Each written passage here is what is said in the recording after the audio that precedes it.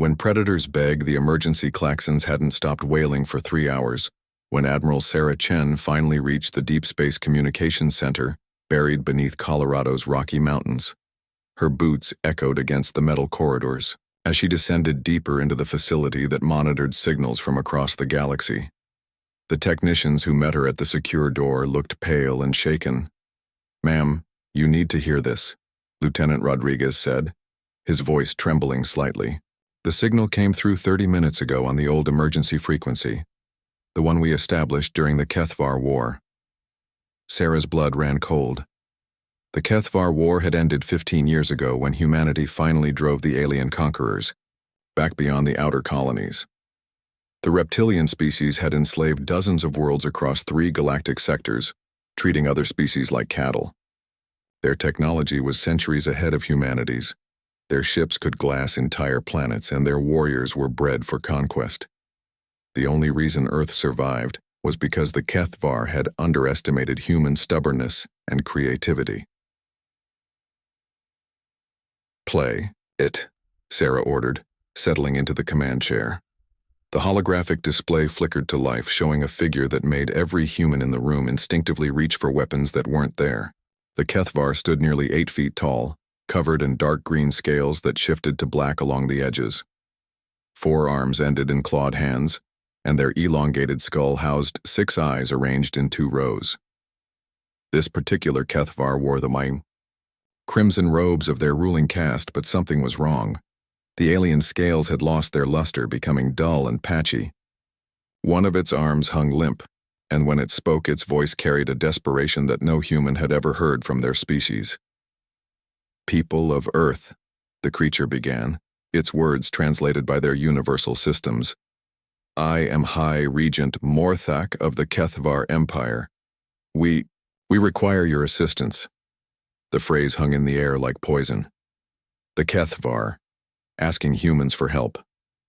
Sarah had fought these creatures for 5 brutal years, watched them burn human colonies and enslave civilian populations. The idea of them requesting aid seemed impossible. "Our empire is dying," Morthak continued, his 6 eyes dimming with each word. "A plague consumes our worlds, turning our people into something less than dust. Our greatest scientists cannot stop it. Our most advanced medicine fails against it. In 72 hours, our capital world will fall. Within a month, the Kethvar Empire will cease to exist." The alien's image flickered as transmission interference increased. "We know you have no reason to help us. We remember the war between our peoples. We remember what we did to your colonies. But we also remember your species' capacity for unexpected solutions. Your medical knowledge saved worlds we had thought lost. Your scientists found answers where ours saw only questions." Sarah leaned forward, studying the desperation in the alien's multiple eyes. This was the same species that had shown no mercy to human prisoners, that had treated Earth's children like property to be bought and sold. "If you help us," Morthak said, his voice growing weaker, "the Kethvar Empire offers complete reparations for our war crimes, our technology, our star charts, our accumulated knowledge of the galaxy. Everything we possess will be shared with your species. We ask not as conquerors, but as the conquered. Help us, and we will submit to any terms you choose." The transmission ended, leaving the communication center in stunned silence. Sarah stared at the empty holographic space where the alien had been, her mind racing through the implications. The Kethvar Empire controlled 300 systems and possessed technology that could advance human civilization by centuries. But they were also responsible for the deaths of 50 million humans during the war. "Get me President Rodriguez," Sarah said finally. "And wake up every member of the Global Defense Council. We have a decision to make." Within 6 hours, Earth's leadership gathered in the crisis room beneath the Global Defense Headquarters in Geneva. President Elena Rodriguez sat at the head of the table, her face grave as she listened to reports from intelligence agencies across the globe. The Kethvar transmission had been verified as authentic, and long-range sensors confirmed massive disruptions in their space. "The plague appears to be some kind of nanotechnology," reported Dr. Marcus Webb, Earth's leading expert in xenobiology. Our deep space observatories are picking up energy signatures consistent with molecular disassembly on a massive scale. Whatever is killing them, it's breaking down organic matter at the atomic level. General Harrison, head of Earth's military forces, spoke next. Our analysts believe this could be our chance to end the Kethvar threat permanently. If we do nothing, their empire collapses and humanity becomes the dominant power in this sector. And if the plague spreads beyond their territory? Asked Dr. Webb quietly. We don't know how it started or what controls it. A weapon that can destroy the Kethvar could potentially threaten every organic species in the galaxy, including us. The debate continued for hours. Some argued for revenge, pointing to the atrocities the Kethvar had committed. Others worried about the precedent of refusing aid to a dying species, even former enemies. But it was President Rodriguez who asked the question that silenced the room. What would we want someone to do if the situation were reversed? If Earth were dying and we had to ask our worst enemies for help? The answer came from an unexpected source. Dr. Webb stood up, his face resolute. We'd want them to be better than us. We'd want them to choose mercy over revenge, hope over hatred. That's what makes us human. 2 days later, the UES Hippocrates launched from Earth's orbital shipyards, carrying humanity's most advanced medical technology and brightest scientific minds. Dr. Marcus Webb led a team of xenobiologists, nanotechnology experts, and physicians on humanity's first official mission to Kethvar space since the war ended. The journey took 18 days through hyperspace, following coordinates provided by the desperate aliens. As they emerged at the edge of the Kethvar home system, the human crew stared in shock at what waited for them. The mighty Kethvar fleet, once capable of conquering star systems, hung in space like dying insects. Ships that had terrorized human colonies drifted powerless, their hulls scarred by something that ate metal as easily as flesh. The capital world of Kethvar Prime, once a gleaming jewel of alien architecture, was covered in spreading gray patches visible even from orbit. "My God," whispered Captain Torres from the bridge. "What did this to them?"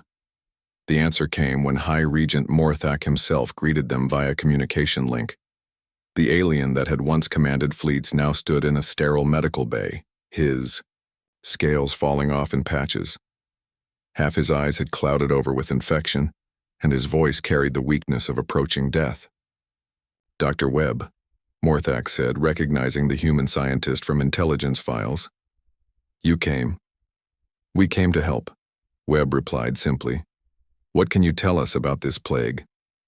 For the first time in recorded history, a Kethvar leader showed what humans might recognize as shame. Morthak's remaining eyes looked away from the camera. "The plague was not visited upon us by enemies, Dr. Webb. We created it ourselves." The confession struck the human team like a physical blow. Webb leaned forward in his chair. "Explain." "Our scientists were developing new weapons for biological warfare against resistant species. The nanobots were designed to break down organic defense systems, making conquest easier. But the programming was more adaptive than we anticipated. Within days of deployment, the nanobots learned to target Kethvar physiology as well." Dr. Webb felt sick as the implications became clear. "You tested it on other species first, the Zilari, the Morvans, the small worlds that could not resist our expansion." Morthak's voice dropped to barely a whisper. 17 billion beings died in our tests before the weapon turned against us. We are dying from our own cruelty, Dr. Webb. Perhaps that is justice. The human team worked around the clock, studying samples of the nanoplague in specially constructed laboratories aboard their ship. The technology was incredibly advanced, far beyond anything Earth had developed, but it had a fatal flaw that its creators hadn't anticipated. "It's learning too fast," Dr. Webb explained to his team during their third day of analysis. "The nanobots adapt to whatever defenses they encounter, but they're not selective about their targets anymore. They've become indiscriminate killers." Dr. Sarah Kim, the team's nanotechnology specialist, made the breakthrough. "The nanobots use quantum entanglement for coordination. If we can disrupt that connection, they'll lose their collective intelligence and become vulnerable to conventional countermeasures." Can we do it? Webb asked. We can do better than that, Kim replied with a grim smile. We can reprogram them.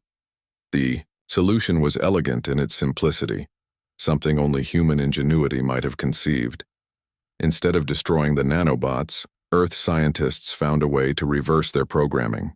The same technology that had been designed to break down organic matter could be modified to repair it, healing the damage it had caused. As Dr. Webb prepared to present their findings to the Kethvar leadership, he realized that humanity now held the power of life and death over their former enemies.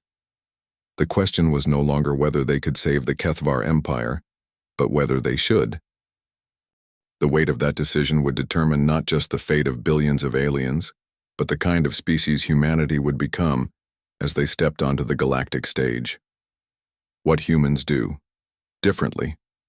The cure worked flawlessly in laboratory conditions, but Dr. Webb hesitated before the final step. Standing in the sterile medical bay of the Hippocrates, he held a single injection containing billions of reprogrammed nanobots. One dose could halt the plague's progression in an individual Kethvar. 1,000 doses could save their leadership. 1,000,000 doses could preserve their species. But Emperor Zaxthul, supreme ruler of the Kethvar Empire, had just finished confessing to crimes that made the human crew sick with horror. The Zalari were not our first victims, the Emperor said, his massive form hunched with weakness in the medical chair. 3 of his 6 eyes had already gone dark, victims of the spreading plague. We have been perfecting biological weapons for 3 centuries. The Anthari, the Blessed of Kepler-7, the Singing Crystals of Vega Prime. 67 species, Dr. Webb. 67 civilizations wiped from existence by our experiments.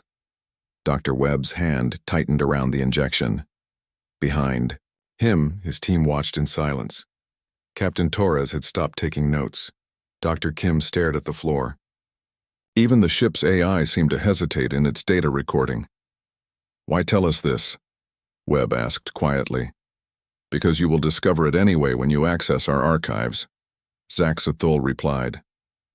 Your species has a talent for finding truth in data, we thought, hidden, and because, the Emperor's voice cracked, because someone should know, someone should remember them. The Emperor activated a holographic display showing worlds that no longer existed. Beautiful planets with unique ecosystems, intelligent species with their own cultures and dreams, all reduced to sterile rocks by Kethvar ambition. The images showed families of creatures humans had never seen, playing in alien sunlight, creating art from materials that existed nowhere else in the galaxy. We told ourselves it was necessary, Zaxthul continued. That conquest required such tools. That superior species had the right to claim what they needed from lesser ones. But watching my own children die from our creation, feeling my own flesh dissolve, I understand now what we have done. Dr. Webb set down the injection and activated his communicator. This is Webb to Earth Command. I need to speak with President Rodriguez immediately. The encrypted conversation lasted 2 hours. Earth's leadership debated while the Kethvar Empire continued its death spiral. Finally, President Rodriguez gave her authorization for a plan that would have seemed impossible just days earlier. We're not just going to cure you, Dr. Webb told the Emperor when he returned. We're going to change you. The human plan was audacious beyond anything the galaxy had seen. Instead of simply distributing the cure, Earth's scientists had modified it further. The reprogrammed nanobots would not only halt the plague but would establish permanent colonies in Kethvar nervous systems. These colonies would suppress the aggressive impulses that had driven their species to conquest, while enhancing their capacity for empathy and cooperation. You're talking about changing our fundamental nature, High Regent Morthak protested, weakly. We're talking about saving your souls along with your bodies, Dr. Webb replied. The choice is yours. Accept the modification and live as a peaceful species, or maintain your nature and die with honor. The debate within Kethvar leadership was fierce but brief, as more worlds went silent and their population dropped below critical levels. Practical concerns overcame philosophical objections. Emperor Zaxthul became the first to receive the modified cure. The change was immediate and profound. As the nanobots spread through his system, neutralizing the plague and establishing their colonies, Zaxthul experienced something his species had never known: genuine remorse. Not the intellectual acknowledgement of wrongdoing, but the deep emotional understanding of the pain he had caused. "I can feel them," he whispered, tears flowing from his remaining eyes.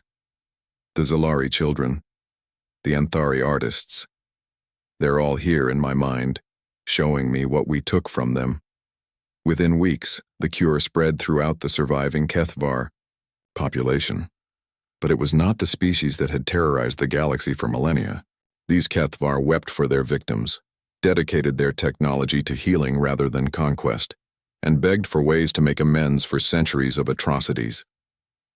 The transformation created ripples throughout galactic civilization. Species that had feared Kethvar expansion suddenly found themselves dealing with desperate attempts at reparation. The Empire's vast resources were redirected toward rebuilding worlds they had damaged and supporting survivors of species they had nearly exterminated. But not everyone accepted the change. A faction of Kethvar nobles led by War Marshal Krextel rejected the modification. They gathered what remained of their traditional military and established a base in the outer systems, preferring to die as conquerors rather than live as what they saw as servants. "You have made us weak," Krextal declared in a broadcast to human space. "The Kethvar were meant to rule the galaxy, not serve at the pleasure of primitives. We choose death over dishonor." The rebel faction launched a final assault on Earth's colonies, hoping to prove that the old ways were still superior. It was the last mistake they would make. Humanity had spent 15 years preparing for renewed Kethvar aggression. When Krextal's forces attacked the mining colonies in the Epsilon Eridani system, they found themselves facing something unprecedented: a combined human Kethvar defense fleet. The reformed Kethvar fought with desperate courage to protect their former enemies, their enhanced empathy making them fierce defenders of innocent life. The battle was brief and decisive. Krextal's rebellion ended not with glorious death in combat, but with capture and treatment. Even the holdouts were given the modified cure, joining their transformed kin in working toward redemption. The galaxy watched in amazement as humanity did something no conqueror in recorded history had managed. They had transformed their enemies into allies not through force or fear, but through the careful application of scientific knowledge and moral courage. Ambassador Chen stood before the Galactic Council 5 years later, representing not just Earth but the reformed Kethvar Federation. The chamber held representatives from hundreds of species, many of whom had suffered under Kethvar rule. The fear in their eyes had been replaced by curiosity and cautious hope. "The question before us today," Ambassador Chen said, her words translated into dozens of languages, "is not whether humanity deserves a place on this council. The question is whether we can learn from what humans accomplished. They faced their greatest enemies and chose transformation over destruction. They turned a weapon of mass extinction into a tool for moral evolution. The vote was unanimous. Earth joined the Galactic Council not as conquerors or supplicants, but as teachers. The human approach to conflict resolution became studied throughout the galaxy. Species that had warred for millennia began requesting human mediation. The concept of constructive conquest, defeating enemies by making them better than they were, spread to dozens of worlds. Dr. Webb, now in his 70s, maintained a laboratory on New Kethvar, the rebuilt capital world of the transformed Empire. He worked alongside alien scientists who had once designed weapons of genocide and now dedicated their lives to healing and creation. The irony was not lost on him that humanity's greatest victory had come not from superior firepower, but from superior compassion. "They called for help," he often said to visiting students, "and we sent them a future instead." The nanobots that had once threatened to exterminate an entire species now served as guardians of peace, ensuring that the capacity for large-scale violence remained suppressed while creativity and cooperation flourished. The Kethvar Federation became humanity's strongest ally. Their advanced technology guided by human moral principles creating wonders that neither species could have achieved alone. And in the deepest archives of New Kethvar's memorial complex, holographic records preserved the memory of 67 extinct species, maintained by the descendants of their killers as a permanent reminder of the price of unchecked ambition. Visitors from across the galaxy came to see proof that even the worst sins could be transformed into forces for good, if one had the courage to try. The galaxy had learned a new truth, that humans were dangerous, not because they were violent, but because they saw potential for redemption in everyone, even their enemies. That terrifying optimism would reshape civilization itself, one transformed heart at a time.